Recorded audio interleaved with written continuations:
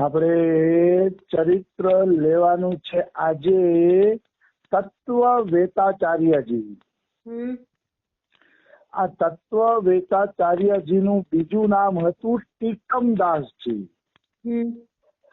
અને રાજસ્થાનમાં જેતારણ પાલી જિલ્લો થઈ ગયો છે, ત્યાં આ થઈ ગયા છે.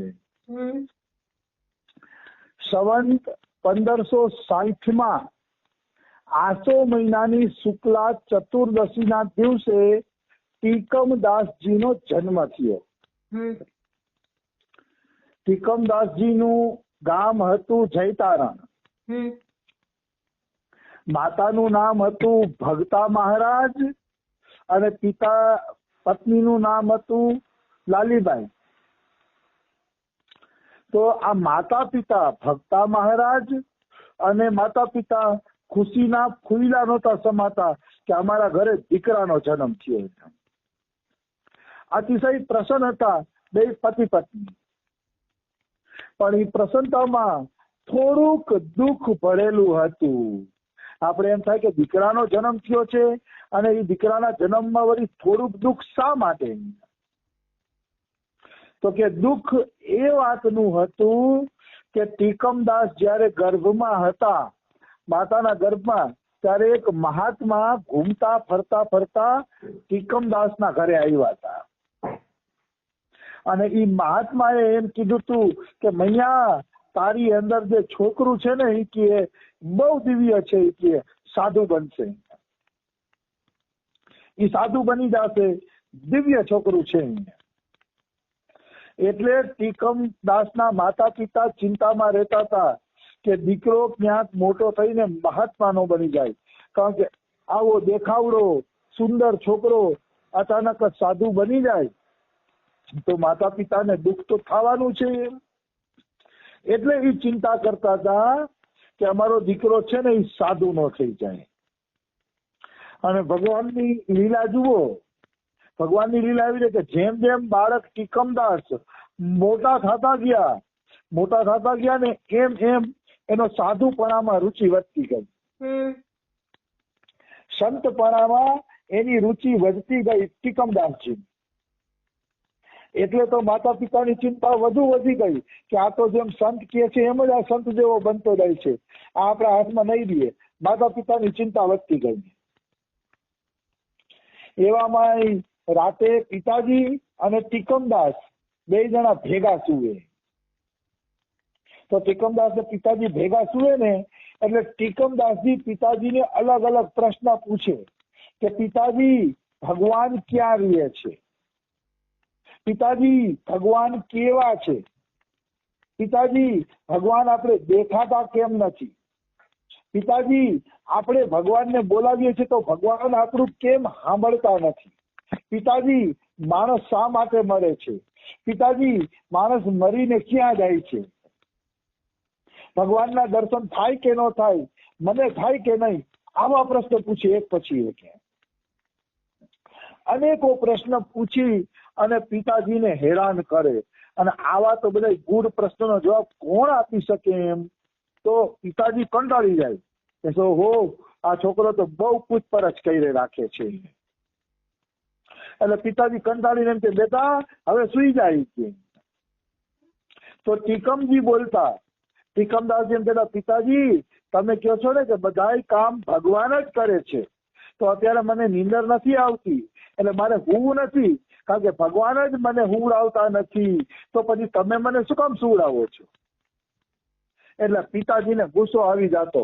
પિતાજી કે તારે શું હોય તો ન શું હોય તો કાંઈ નહીં, મને ભગવાન હુવડાવે છે, મને હુવા દે છે, ચાલ એમ કરીને પોતે હુઈ જતા. તો પિતાજી હુઈ જતા પણ ટીકમદાસજી હુતા નહીં. હુતા વિચારતા કે મારા પ્રશ્નોના કોણ જવાબ આપશે? મને ભગવાન મળશે કે નહીં મળે? અથવા તો મળશે તો મને ભગવાન ક્યારે મળશે? આવું એનું ચિંતન હાઈલે રાખતું છે. આવું ચિંતન ટીકમદાસજીનું હાઈલે રાખતું છે. હવે ટીકમદાસે જે પ્રશ્ન પૂછ્યા છે એ બધા દિવ્ય છે, એનો થોડોક જવાબ દેવાનો હું પ્રયત્ન કરીશ. કે એ પ્રશ્ન વાસ્તવમાં કેવા છે અને એનો જવાબ શું હોઈ શકે. પેલો પ્રશ્ન તિકમદાસે પિતાજીને પૂછ્યો, ભગવાન કહાં રહતે હૈ? તો આ પ્રશ્નનો જો આપણે જવાબ આપીએ તો ભગવાન ગોલોકમાં પણ રહે છે, ભગવાન પોતાના ધામમાં પણ રહે છે, અને સર્વવ્યાપી હોવાના કારણે ભગવાન કણે કણમાં પણ રહેલા છે, અને છેલ્લે આપણી અંદર પણ રહેલા છે આત્મા રૂપે. તમારે ભગવાનને ક્યાં પ્રગટ કરવા છે એ તમે જાણો. તમે ગમે આ પ્રગટ કરી શકો. તમારા આત્મામાંથી ભગવાનને પ્રગટ કરી શકો, અને કણે કણમાં ભગવાન છે એવું ભાવના રાખો તો મૂર્તિમાંથી કે બીજા કોઈમાંથી પણ ભગવાન પ્રગટ કરી શકો, અને ગોલોકથી પણ ભગવાન તમારા માટે દર્શન દેવા આવી શકે છે. એટલે ભગવાન સર્વત્ર રહેલા છે, સર્વવ્યાપી ભગવાન રહેલા છે. ગમે ત્યારે ગમે એ જીવ શ્રદ્ધા અને વિશ્વાસ રાખીને ભગવાનને પ્રગટ કરી શકે છે. આવી વસ્તુ છે. દ્રૌપદીએ કૃષ્ણને બોલાવ્યા હતા, હે દ્વારકાવાસી, તો કૃષ્ણ ભગવાન દ્વારકાથી આવ્યા છે. પણ સંતો એમ કે છે ભગવાન કણે કણમાં રહેલા છે. જો દ્રૌપદીએ સર્વવ્યાપી ભગવાનને પોકાર્યા હોત તો ભગવાન યા જ પ્રગટ થઈને દર્શન આપી દેતે. યા જ પ્રગટ થઈને દર્શન આપી દે. પણ દ્રૌપદીએ પોકાર્યા અલગ રીતે, એટલે અલગ રીતે ભગવાન આવ્યા. આવી વસ્તુ છે. એટલે જેવી રીતે પોકારો છે તો એ કણે કણમાં એવી રીતે આવે. પછી બીજો પ્રશ્ન તિકમદાસીએ પૂછ્યો છે, વે કૈસે હે, મતલબ ભગવાન કેવા છે?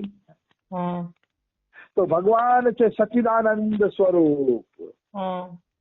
ભાગવત નો પહેલો શ્લોક છે, સચ્ચિદાનંદ રૂપાય ત્રિભુવન વિભવ હેતવે તાપત્રય વિનાશાય શ્રી કૃષ્ણાય વયમ નુમઃ. આ ભાગવત નો પહેલો શ્લોક છે.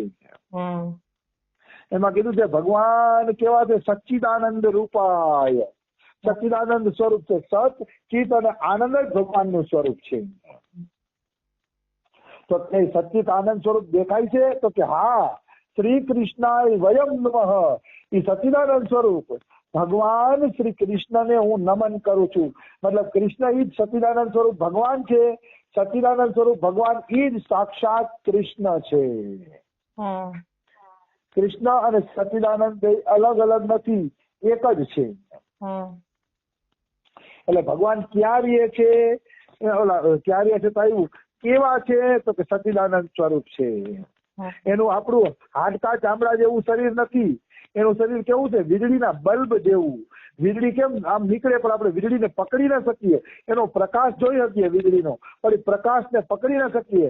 એમ ભગવાનને પકડી શકાતા નથી. હા, એનું સ્વરૂપ જોઈ શકાય છે, દર્શન કરી શકાય છે, લીલા કરી શકાય છે, પણ એની અંદર હાડકા ચામડા નથી. ભગવાન સચ્ચિદાનંદ. એટલે રામાયણમાં કીધું છે, ચિદાનંદમય દેહ તુમારી વિગત વિકાર જાન અધિકારી. ભગવાનનો દેહ ચિદાનંદમય છે. વિગત વિકાર એટલે વિકારોથી શૂન્ય છે, અને કોઈ કોઈ વ્યક્તિ એને જાણી શકે છે. બધા લોકો એને જાણી શકતા નથી. આવી વસ્તુ છે. પછી ત્રીજો પ્રશ્ન હતો ટીકમદાસજી નો, હમે દીખતે ક્યો નહીં?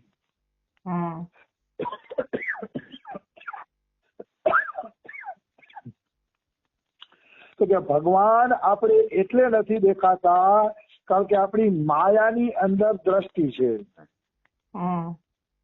જ્યાં સુધી માયાને જોશી ત્યાં સુધી ભગવાન દેખાશે નહીં. એ નિશ્ચિત વાત છે. એમાં કોઈ એટલે કોઈ પણ પ્રકારની શંકા નથી. માયાને જોવો તો ભગવાન દેખાતા નથી. જેવી રીતે હરણ હોય ને, એ હરણની નાભીમાં જ કસ્તુરી હોય. હરણની નાભીની અંદર જ કસ્તુરી છે, પરંતુ હરણ બિચારો એ કસ્તુરીની સુગંધ મેળવવા માટે જંગલમાં ભટકે છે. એને ખબર નથી મારી નાભીની અંદર જ કસ્તુરી છે.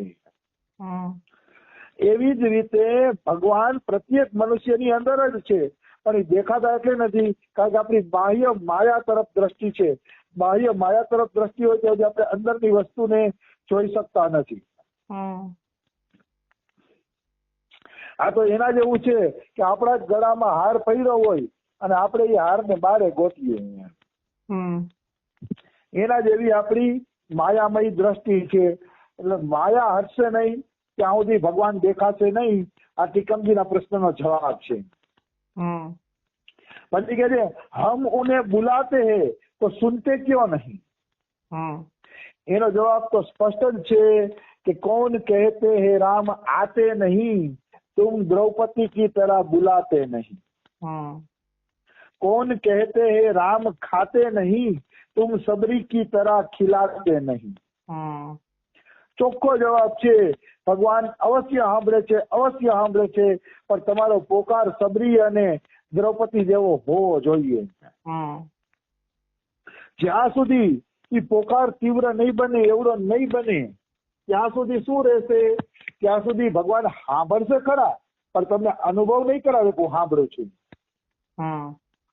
બાકી એટલું જરૂર છે કે પ્રત્યેક વ્યક્તિનો અવાજ ભગવાન સાંભળે છે, પણ એનો અધિકાર નથી એટલે દર્શન દેતા નથી. એટલે ભગવાન સાંભળે છે, આપણે બોલાવીએ એટલે જરૂરથી સાંભળે છે, એમાં કિંચન માત્ર સંશય નથી. પણ ઈ આપણે અનુભવ ત્યારે થશે જયારે દ્રૌપદી અને સબરી જેવી સ્થિતિ બની જશે.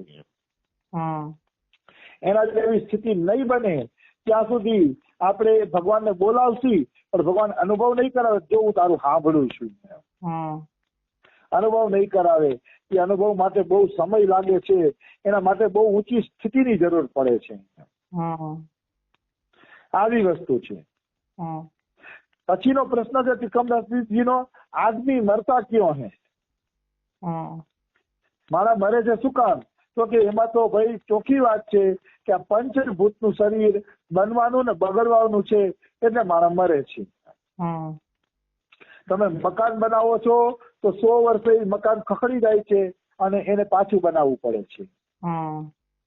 તમે કોઈ રમકડા લ્યો છો છોકરાઓ તો ઈ તૂટીને પાછા આવતા વર્ષે નવા રમકડા લેવા પડે છે.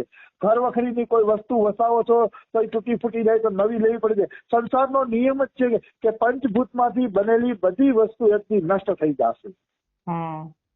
આ સંસારનો નિયમ છે. તો આ શરીર પણ પંચભૂતમાંથી બનેલું છે એટલે આ શરીર નષ્ટ થાય છે અને એટલે જ આ શરીર મરે છે. આ એ પ્રશ્નનો જવાબ છે. શરીર મરશે. કોઈના બાપની તાકાત નથી કે કોઈ શરીરને રાખી શકે. ચાહે ડોક્ટર હોય તોય ભલે અને મોટો સર્જન હોય તોય ભલે, એક દિવસ એને મરવાનું છે. નિશ્ચિત મરવાનું છે, કારણ કે મૃત્યુ સનાતન સત્ય છે.